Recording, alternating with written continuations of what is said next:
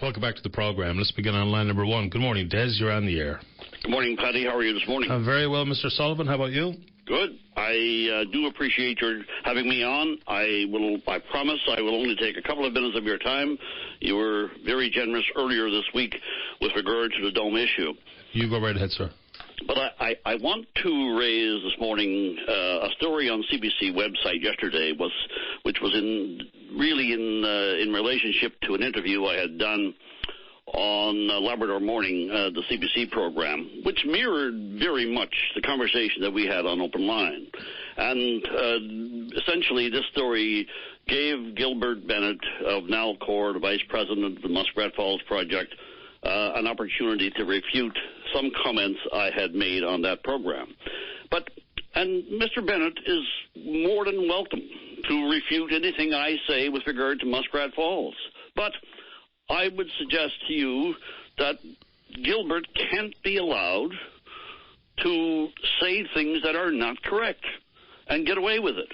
And I'm not prepared to let him get away with it, if you will. But what did he say in particular? There was a couple of particular points that I want to raise. One, he said, it is not Nalcor's role to criticize Astaldi's ongoing work. Well, what greater criticism could you have of a contractor if you have told the public, which the Oversight Committee did, and which Nalcor has too, quite directly, that they took some of their own senior people and inserted them into Astaldi's management over the Christmas season in order to beef management up because they were going so far behind schedule. What a condemnation. And you're going to say to a reporter, it's not Nalcor's role to criticize Astaldi? My Lord, if you accept that your main contractor on the site is not performing as it ought to be, and that the project is going behind schedule, and you've got to go and take some of your own people, which is a very different story in terms of even whether they can have the capability to go into a major project like this. But nevertheless, we leave that one alone. But project management is a transferable skill. It is a transferable skill to a degree, but I have to, on that point, Paddy, if you look at the Hebron project, and this is one of my points with regard to Muskrat Falls, if you look at the Hebron project, you will find that you have one team who does all the sanctioning work and pre-sanctioning work. You have another management team that goes in and does all of the construction and development and gets the thing ready for towing offshore. Yeah. And then you have a third management team that actually goes out and commissions and operates the facility. And at Muskrat Falls, Nalcor has the very same management team that they had at the pre-commissioning or the pre-sanction stage that they have now and presumably will have going forward. Isn't it also true in the oil business, though, that you will have a project management team in all those different facets of the project, as you just pointed out, but they would all report upstream to one body, a committee or person. True, except in the case of the Muskrat Falls project, the entire team is basically the same. And I have that from people who know that Nalcor team well, and there has been very little, if any, change in that Nalcor management team from the get-go. So what you have are people who obviously intend to manage this thing from start to finish. But the other point with regard to Astaldi is that here you've got a group that wasn't able to finish the dome. Now, if you can't finish something that clearly was fundamental to the scheduled construction, if your main contractor can't finish a temporary envelope or ICS system, then you must know that you have problems. And you've got confirmation having already taken the steps to insert them. So, to insert your own people. So, Nalcor has problems on the Muskrat Falls site. We know that. And that's fine. it's not fine, but contractors do run into problems. That's not new. But this is a public project. This is not owned by Mobil or Husky. This is public money. And Nalcor has got a larger obligation than does Mobil, than does Husky to report to the public, so that you can't, the Gilbert Bennetts of the world can't go out to a reporter and say, yeah, don't worry about that, that's only a temporary structure, or we'll get back on track. Well, that's not good enough. But what is the issue then? So if I read you clearly, correct me if I'm wrong, sir, so when and if there's a mistake, a delay, a poor decision, the attempt to rectify poor decision as they've done with this dome, then the process should include removing the contractor from the site, taking them off the project, or what do you do other than enforce any terms and conditions where the penalties for budget and or schedule, if not met, then we have some ability to not pay you as much as we want, and or the imposition of penalties. So what are you suggesting happens here? Paddy, what should happen to Astaldi or any other contractor is certainly a management decision that Nalcor is going to have to make. But out here, where the people live, we have witnessed 3 or 4 years now of Nalcor bafflegab. And that goes right back to the PUB and pre-PUB days. What I'm saying to you, Paddy, is that the time for obfuscation is over. We don't want Gilbert Bennett to come out and sugarcoat the problems at Muskrat Falls. We want Nalcor to come out and tell us the truth. Stop doing this propaganda stuff and telling people that everything is fine when it isn't. We're tired of that. I understand all that, and I think I display that.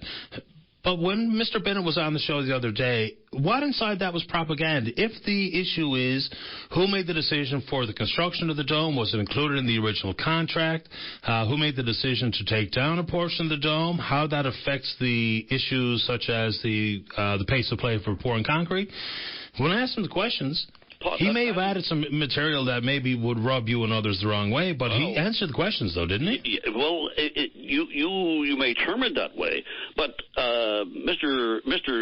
Bennett would have us believe that Astaldi is somehow providing. We shouldn't worry about the temporary dome structure because, hey, that's Astaldi's problem, and the public is not paying for it. Well, you know and I know that the public is paying the $120 million plus for that dome. And when Gilbert Bennett comes out and says, hey, as he said on the website yesterday, says, I look at that coverage system the same way I look at a long list of consumable items. Well, Paddy, this consumable item was $120 million, and it got half torn down before it was completed. I don't regard $60 million as a consumable item. I think that comment is irresponsible. It's absurd, especially when the effect of that decision was, or that inability to perform was to put this project further behind. He goes on to say. But, I mean, even the schedule and the delays because of this dome, we won't even know what they are until we see how the summer proceeds with whatever type of intensified schedule they have for the pouring of concrete. I mean, I'm not defending anybody, but isn't some of that remains to be seen? Now, the contract being tabled in the House of Assembly, the assurances that we deserve for penalties in terms of conditions, I agree with you 100%. But we don't even know what this has meant yet because it has nothing to do with the diversion of the river. We don't know if we are behind schedule necessarily on the pouring of concrete. Whatever additional costs, so says the government and Nalcor, above $120 million for this damn dome. That will be suffered by Astaldi. Now, that's all hard to understand and take at face value, but we don't even know what the schedule effect is, do we? Well, we do know this, that the Independent Oversight Committee, or forget the word independent, the Oversight Committee did say that, let's be clear here, the decision not to complete the ICS over Units 3 and 4 will impact the scheduled progress on the powerhouse and intake. over the coming winter. That is a direct quote on page 17 of the last Oversight Committee report. So you can't, on the one hand, say that the schedule has been impacted, and then if you look at that statement by Mr. Bennett yesterday, he goes on to say that contractors have float time to work with. Well, you can't be behind schedule and have float time too. Okay. You can't be ahead and behind. And so this is the kind of nonsense that Mr. Bennett continues to spew with regard to Muskrat Falls. I tell you frankly, Patty, I'm tired of it. I think there's an awful lot of people out there tired of it. We'd just like to have the truth for a change. I think that's what we all deserve. And some of the issue, I mean, right from the get-go, there was far too much held close to the vest and or out of the eyes of the general public, including opposition members, which is unfortunate. And that's, in large part, any of the distrust or the skepticism or cynicism surrounding Nalcor in this project is because of how we handled the information right from the get-go. We don't even necessarily know if we're on the right track with our criticisms, and until they try to either set us straight with actual black and white declarations or disclosure, then people are just going to mistrust any of the statements. It's unbelievable how we've gone down this road. Absolutely right. You're absolutely right. And while Mr. Bennett and others, and Ed Merton is no different, while they'll go on about the difference between unit pricing for a stall day versus a lump sum contract, and at the end of the day, no one really knows what kind of contract a stall day has, except that we do know. And you see, Patty, if Gilbert Bennett came out yesterday and said, look, folks, a stall day has a lump sum contract. If they blow $120 million, I don't care. Then we wouldn't care either, because it's a lump sum contract. We know that all the costs and delays are included, and it is at their risk. But that is not the case, and that's why we should be concerned. That's why we should not accept Gilbert Bennett's battle gab and continuing battle gab about Muskrat Falls. I appreciate your time this morning, Des. Thank you, sir. Thanks very much. Bye now. Des Sullivan, of course, you may know him in the blogosphere as Uncle Larry.